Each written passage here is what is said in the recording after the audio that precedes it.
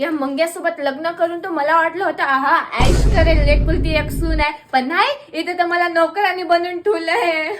ए सुनबाई, काय करायची या कपड्याची इस्त्री करून टाक. हा द्या, या घरची नोकरानी आहे ना, सून तर नाहीच मी. काय मग या मंग्यासोबत लग्न करून वनवास झालाय माझ्या जीवनाचा. कुठे हे मुलायम हात होते, आता कुठं दगडावानी हात झालेत.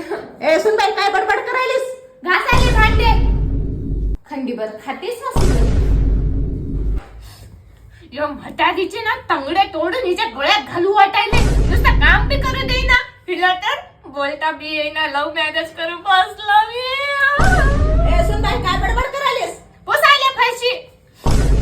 मायो, माझ्या बापाने फ्रीज दिलेला आपल्या पोरीला दिली वाटायले, आणि जुन्या फ्रीजची आणून आत दिली.